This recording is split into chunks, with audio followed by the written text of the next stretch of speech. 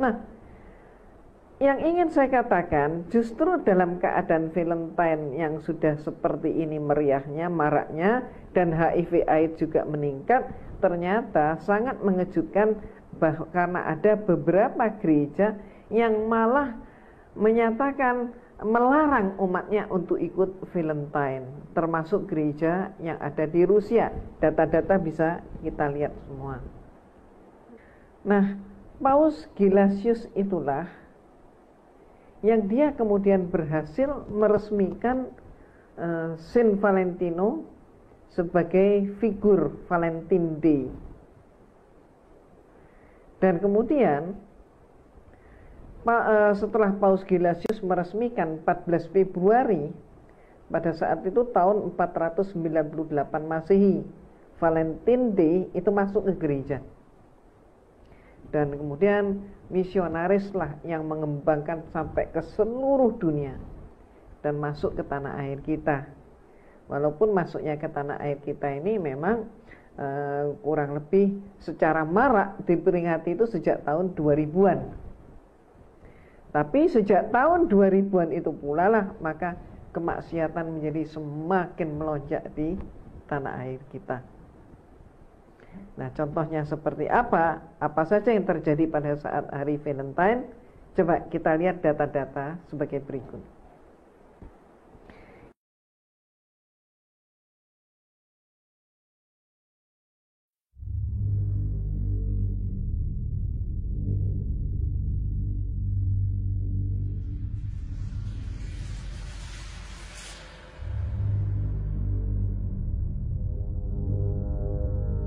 Inilah Yunani kuno yang mempunyai banyak dewa. Kota Athena merupakan pusat peradabannya.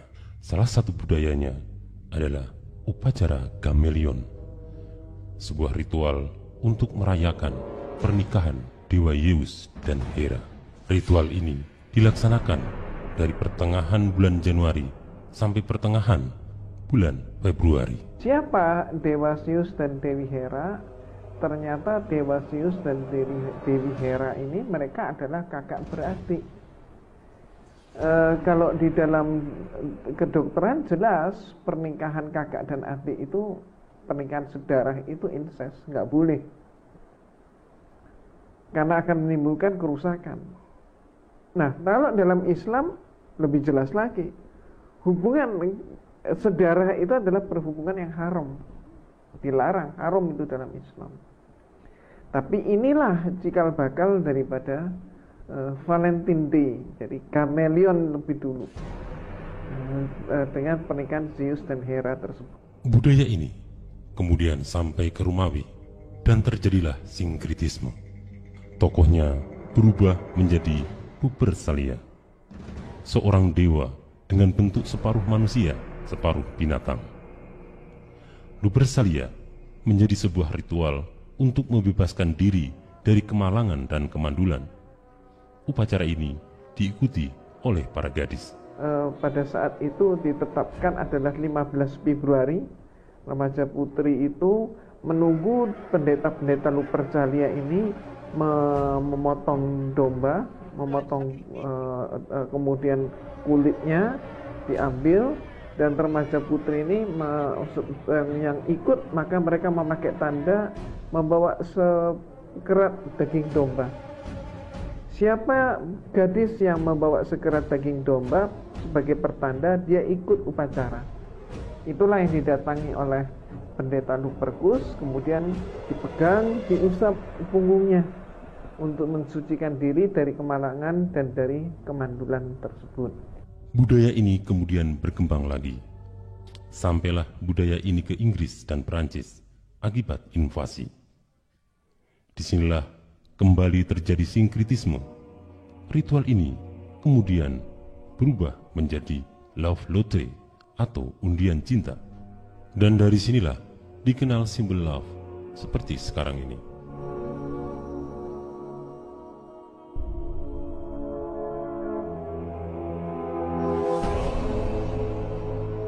Nah, love lottery ini pelaksanaannya itu dilaksanakan di tengah malam hari di pertengahan Februari itu di tengah-tengah kota, di taman kota tepatnya, maka diletakkan bejana. Maka para gadis yang ikut acara, mereka dipersilakan menulis namanya di kertas, kemudian namanya dimasukkan dalam bejana. Setelah selesai para gadis, berikutnya adalah para pemuda. Datang, maju satu persatu ke depan, ambil kertas. Maka kertas yang mereka ambil dengan nama yang tercantum di kertas itu, mereka yakini itulah jodoh mereka. Siapa yang menjodohkan? Yang menjodohkan adalah Dewa Luperkus. Karena sudah ketemu jodoh, semuanya juga sudah ketemu jodoh, maka menunggu jam 12 malam, maka mereka langsungkan ritualnya. Ritualnya apa? Ketemu jodoh, ritualnya adalah kemudian melaksanakan hubungan seksual layaknya suami dan istri. Ada yang masuk ke semak-semak, ada yang dalam bentuk gasibu-gasibu, ya, seperti macam-macam lah. Dan apakah pernikahan itu seterusnya terjadi atau cuma nikah semalam, itu tergantung pada kesepakatan pasangan itu masing-masing. Bagi yang tidak punya pacar, mungkin aja mereka sampai dengan sebulan atau berapa. Tapi bagi yang sudah punya pacar, malam itu mereka dengan jodoh mereka yang dari Dewa Luperkus katanya, dan kemudian besoknya kembali ke pacarnya, bisa saja. Itu sesuai kesepakatan. Kemudian tahun depan ikut lagi yang bersangkutan, ganti lagi suami, ganti lagi istri. 5 kali ikut acara, 5 tahun berturut-turut, 5 kali pula mereka ganti suami dan ganti istri. Nah, keadaan seperti itu membuat gereja saat itu sulit berkembang. Kenapa? Karena remaja lebih senang dengan hura-hura pesta yang seperti itu, yang penuh dengan kemaksiatan itu. Pada saat tersebut, gereja dipimpin oleh seorang paus yang namanya Gelasius. Paus Gelasius menganggap bahwa upacara tersebut adalah upacara pagan dan immoral. Paus Gelasius ini berpikir keras bagaimana caranya mengembalikan remaja untuk mau masuk ke gereja. Nah, maka kemudian Paus Gelasius mempunyai inisiatif membawa upacara pagan itu masuk ke gereja dengan kembali disinkretismekan, diganti tokohnya. Tokohnya dinyatakan adalah seorang pastor yang namanya Pastor Valentino. Pastor Valentino ini menurut catatan gereja adalah seorang yang dihukum mati oleh Raja Claudius II karena dianggap dia berkhianat. Pengkhianatannya apa? Karena dia menyembunyikan beberapa pemuda yang tidak berani berangkat perang, padahal masa itu adalah wajib militer.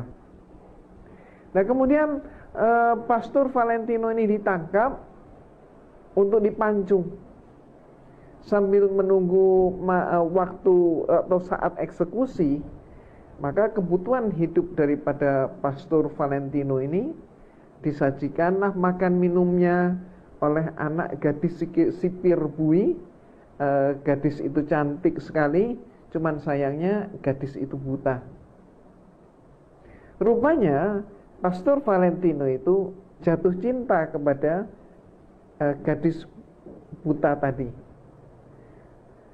Karena Pastor Valentino juga seorang manusia, maka kemudian menjelang eksekusi dia sampaikan rasa cinta itu, dia tuangkan dalam bentuk surat. Surat cinta kepada sang gadis dengan simbol har. Maka kemudian Pastor Valentino juga berpikiran, toh dia akan mati. Apa salahnya kalau dia ungkapkan cintanya itu? Surat itu diserahkan kepada sipir bui, dan kemudian sipir bui itu menyerahkan surat tersebut setelah Valentino dieksekusi. Diserahkan kepada gadisnya. Dan anak gadis itu katanya dongeng, setelah membaca suratnya Valentino, maka matanya yang buta itu bisa melihat kembali. Ini dongengnya. Nah, dongeng-dongeng seperti ini banyak sekali di karangan gereja yang kemudian menjadi dongeng dunia. Contohnya apa? insya Allah kita semua tahu. Misalnya cerita tentang atau dongeng tentang Snow White, Putri Salju, dongeng tentang Beauty and the Beast, dongeng tentang Cinderella, dan masih banyak lagi dongeng-dongeng yang lain. Itulah dongeng yang kemudian dianggap sebagai sesuatu yang benar dan menebar di seluruh dunia. Pencitraan mereka berhasil. Nah, yang menarik saat ini adalah ketika hari Valentine itu sudah semarak di dunia, termasuk di tanah air kita, sampai-sampai orang Islam pun, remaja-remaja Islam banyak yang tertarik untuk merayakan hari Valentine. Yang biasanya mereka, tadi saya sebutkan, pulangnya harus jam 8, jam 10, tapi demi hari Valentine mereka boleh pulang pagi dan seterusnya. Nah, yang ingin saya katakan, justru dalam keadaan Valentine yang sudah seperti ini meriahnya, maraknya, dan HIV/AIDS juga meningkat, ternyata sangat mengejutkan karena ada beberapa gereja yang malah menyatakan melarang umatnya untuk ikut Valentine, termasuk gereja yang ada di Rusia. Data-data bisa kita lihat semua. Nah, Paus Gelasius itulah yang dia kemudian berhasil meresmikan Saint Valentino sebagai figur Valentine Day. Dan kemudian setelah Paus Gelasius meresmikan 14 Februari, pada saat itu tahun 498 Masehi, Valentine Day itu masuk ke gereja. Dan kemudian misionarislah yang mengembangkan sampai ke seluruh dunia dan masuk ke tanah air kita.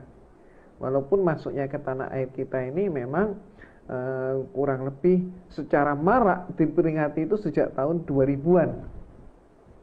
Tapi sejak tahun 2000-an itu pula lah maka kemaksiatan menjadi semakin melonjak di tanah air kita. Nah, contohnya seperti apa? Apa saja yang terjadi pada saat hari Valentine? Coba kita lihat data-data sebagai berikut. Kita awali dulu dengan pesta Valentine yang terjadi saat ini, di mana pemuda-pemudi berkumpul dalam sebuah acara. Mereka dansa-dansi, berdansa berpasangan semalam suntuk. Minuman mereka juga alkohol, tidak ada jus tentu saja, tidak ada minuman seperti dawet, es cendol, nggak ada. Semuanya serba beralkohol. Kemudian tengah malam, tepatnya jam 12 setelah lonceng berbunyi, mereka pun mulai semakin semarak, tanda kutip. Mereka cari pasangannya masing-masing. Untuk apa? Melakukan hubungan cinta. Nah, cinta disinilah itu berbeda konsep dengan cinta menurut agama kita. Ternyata cinta di sini, cinta pada Valentine adalah make love, yaitu seks bebas yang merupakan perzinahan. Mereka pada saat itu seringkali juga membagi-bagi narkotika. Apalagi kalau tahu ada peserta yang masih ragu atau belum pernah mencicipi narkotika, mereka bagikan itu. Maka kemudian di bawah pengaruh daripada alkohol, narkotika, kemudian mereka melaksanakan seks bebas, dan itulah sumber daripada berkembangnya penyakit AIDS. Yang tidak lain, AIDS itu adalah penghancuran sebuah generasi yang saya sebut dengan harga yang sangat-sangat murah. Nah, sekarang kita lanjutkan. Apa sih yang terjadi pada saat malam Valentine? Apa kata media pada hal ini? Di antaranya, contohnya saja, Surya Online, dia mencatat melewatkan malam Valentine Day di hotel kawasan Kenjeran cuma 27,5 sampai 75 ribu rupiah. Dan siapa yang dimaksudkan melewatkan malam Valentine? Ternyata adalah remaja. Mereka berpasang-pasangan sewa hotel. Bahkan kemudian Antara News menyatakan bahwa di Medan penjualan kondom meningkat jelang Valentine. Bahkan di Pontianak apotek kehabisan stok kondom dan juga hunian hotel penuh pada malam Valentine. Ada lagi Nusantara Online. Dia menyatakan rayakan Valentine, pesta kebu dibubarkan. Di mana? Di Jakarta. Jadi rupanya Jakarta juga banyak kebunya, gitu. Kata Nusantara Online, gitu kan. Berikut lagi sangat mengejutkan. Pasangan PNS digerebek saat mesum di hari Valentine. Di mana peristiwa ini? Di Kediri. Saya sengaja mencarikan kota kecil untuk menunjukkan bahwa Valentine itu bukan hanya kerusakan budaya di kota besar, di metropolitan, tidak. Bahkan sudah sampai ke kota kecil di Jawa Timur yang namanya Kediri pun sudah dilanda kerusakan itu. Kemudian ada lagi pesta Valentine, 20 pasangan mesum ditangkap. Di mana? Kembali saya tunjukkan kota kecil juga, Tulungagung. Jadi rupanya sudah merambah kemana-mana yang namanya kemaksiatan itu. Itulah contoh-contoh informasi dari media. Namun saat ini justru sangat mengejutkan bagi kita semua yang mau menggunakan pemikiran dan hati yang jernih, bahwa gereja sudah ada beberapa yang menolak Valentine Day. Contohnya disampaikan oleh Reuters bahwa gereja Ortodoks Rusia dia melarang perayaan Valentine. Sumbernya menyatakan bahwa pemerintah Rusia, Provinsi Belgorod, menyerukan agar institusi pendidikan dan institusi pemerintahan untuk tidak melakukan perayaan Valentine Day. Ya, sangat mengejutkan kan berita-berita seperti itu. Dan kemudian Republika Online mencatat berita menurut Gereja Katolik Inggris bertahun-tahun Saint Valentine telah keliru diasosiasikan dengan upaya mendapatkan cinta. Katanya keliru. Jadi kata mereka bukan Saint Valentine, harusnya itu Saint Raphael. Lebih lanjut lagi disampaikan oleh Gereja Katolik Inggris menurut Republika Online bahwa riwayat Saint Valentine itu tidak jelas. Para arkeolog telah meneliti sebuah gereja kuno yang dipersembahkan untuk seseorang dengan nama tersebut, namun riwayat Saint Valentine tidak ditemukan. Yang beredar hanya kisah-kisah mitos belaka. Apa artinya? Artinya dinyatakan bahwa riwayat Saint Valentine itu tidak jelas. Jadi dikatakan bahwa Saint Valentine itu adalah sebuah mitos saja, orangnya nggak ada, itulah. Padahal kembali lagi kalau kita melihat pada sejarahnya, Paus Gelasius meresmikan hari Valentine dengan tokoh Pastor Valentino. Nah sekarang ini gereja malah menyatakan jejak rekamnya seorang yang bernama Valentino itu nggak ada gitu loh. Itu maksudnya. Apa artinya? Artinya ya Saint Valentine itu ternyata mitos aja, dongeng aja.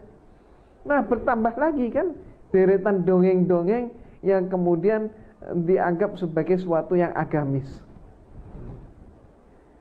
Nah, ternyata semua itu hanya penyesatan belaka, mengumbar nafsu saja. Itulah sebabnya maka gereja melarang. Tapi yang sangat-sangat aneh, ketika gereja sudah mengeluarkan pengumuman untuk melarang, walaupun dimulai oleh beberapa gereja, belum seluruhnya, tapi yang aneh adalah orang Islam, umat Islam terutama generasi muda yang tidak mempunyai tidak mempunyai kaitan. Jadi Valentine itu adalah miliknya gereja, kemudian mereka ikut-ikut merayakan, Ketika gerejanya kemudian sudah ada yang melarang umatnya merayakan, kenapa ini orang Islam kok masih tetap aja bermabuk-mabuk ria untuk merayakan Saint Valentine? Inilah yang sangat-sangat memprihatinkan.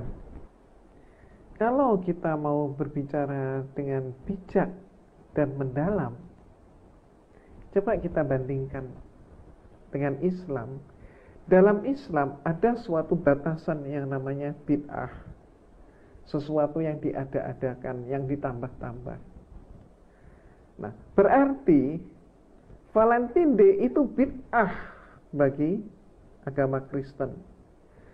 Lucunya bid'ahnya Kristen kok mohon maaf dilahap habis oleh remaja Islam. Ini ada apa ini? Kenapa sih kok sampai mau seperti itu, merusak diri sendiri? Inilah yang saya kutipkan dengan hadis Rasulullah SAW. Bahkan mereka itu masuk lubang biawak. Ternyata umat Rasulullah pun ada yang ikut mereka masuk dalam lubang biawak.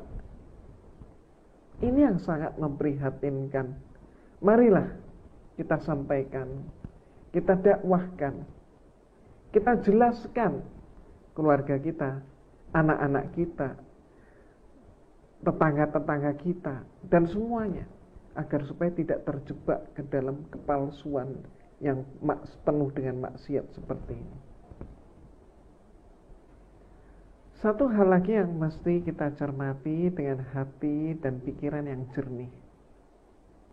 Coba, simbolnya Valentine itu apa? Heart, love. Sebagaimana love itu kita ketahui, kita lihat dari sejarahnya. Bagaimana sejak periode Gamaliel, kemudian Lupercalia, kemudian sampai love Lutre. Semua itu seputar seks. Jadi love itu adalah make love, seks bebas. Nah, masuklah kemudian sampai ke negeri-negeri Muslim, termasuk di tanah air kita.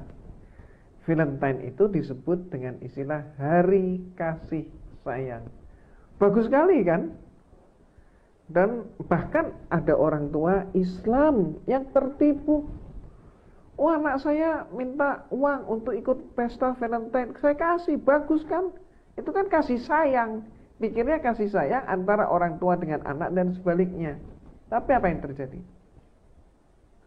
Ternyata Valentine itu kan, maaf, kita lihat sejarahnya, dan kita lihat pula pelaksanaan yang sekarang ada. Itu kan ritual make love. Itu kan merupakan suatu pesta seks. Jadi bohong sekali kalau dikatakan bahwa Valentine itu adalah hari kasih sayang. Yang benar adalah hari kemaksiatan, hari seks bebas. Itulah yang lebih tepat. Karena memang kenyataannya seperti itu. Sekali lagi, sejarahnya seperti itu. Kenyataannya, data-datanya juga seperti itu. Banyak gadis-gadis yang tidak paham dan menjadi korban, kegadisannya direngut justru pada menjelang malam Valentine itu. Inilah keberhasilan mereka merusak iman dan akidah umat Islam, terutama generasi muda, dengan budaya yang nilainya, maaf, demikian murahnya. Inilah cara mereka. Sukses mereka menghancurkan generasi muda Islam. Ketika hukum Allah dilanggar, ketika maksiat menjadi suatu yang menggebu-gebu bagi masyarakat suatu kaum, ketika maksiat bahkan diritualkan, apa yang terjadi? Sejarah pun mencatat tentang suatu peristiwa di negeri Pompei. Namun sebelumnya saya akan sampaikan tentang hadis Rasulullah SAW yang diriwayatkan oleh Imam Bukhari. Bila perzinahan dan riba telah terang-terangan dilakukan oleh penduduk suatu negeri, maka sesungguhnya mereka telah menghalalkan bagi diri mereka untuk terkena azab Allah. Contohnya, seperti tadi saya sebut adalah Pompei, merupakan peradaban yang terkubur akibat kemaksiatan yang mereka lakukan. Pompei itu letaknya adalah di kaki gunung Vesuvius di Italia. Kotanya pun sejuk, dingin dengan pemandangan yang indah, dan tentu saja banyak villa-villa dan tempat hiburan. Pada tahun 79 Masehi, gunung Vesuvius meletus, dan dalam waktu yang sangat singkat, hitungan hanya menit, mengubur seluruh Pompei yang berpenduduk kurang lebih 20.000 jiwa. Dan 20.000 jiwa ini dengan semua peralatan saat itu, kehidupan yang ada terkubur dan ditemukan kemudian 16 abad berikutnya. Untuk hal itu bisa kita lihat contohnya bangunan-bangunannya. Kalau pemirsa melihat demikian tertata rapi kota Pompei, rasa-rasanya bersaing dengan kondisi di kota tanah air kita sekarang ini masih imbang lah mereka, masih bagus. Pertanyaannya kemudian, kenapa Pompei terkubur? Kita melihat dari bangunan-bangunan yang ada, sisa-sisa kemaksiatan yang mereka lakukan. Contohnya adalah rumah bordil dan ukiran-ukiran yang vulgar ini. Bahkan mereka membuat simbol daripada kemaluan lelaki. Hiasannya pun demikian. Sangat-sangat porno. Bahkan macam-macam gantungan kunci, gantungan baju juga ada di rumah pelacuran, dibuat dengan gaya yang porno itu. Lukisan-lukisan juga demikian. Ada yang menggambarkan yang lesbi, yang homo, yang hetero, macam-macam pose mereka sajikan dalam bentuk lukisan yang di bawahnya pun sudah dipasang tarifnya berapa, sekian tarifnya. Korban-korban Pompei, coba kita lihat seperti apa korban-korbannya yang tertimbun dan 16 abad kemudian ditemukan. Contohnya seperti ini, dengan posenya orang yang sedang duduk, termenung, jongkok, kemudian tengkurap, macam-macam pose mereka. Mereka tidak, yang telanjang pun tidak sempat lagi mengambil pakaiannya, mati dalam keadaan seperti itu. Seketika mereka terkubur.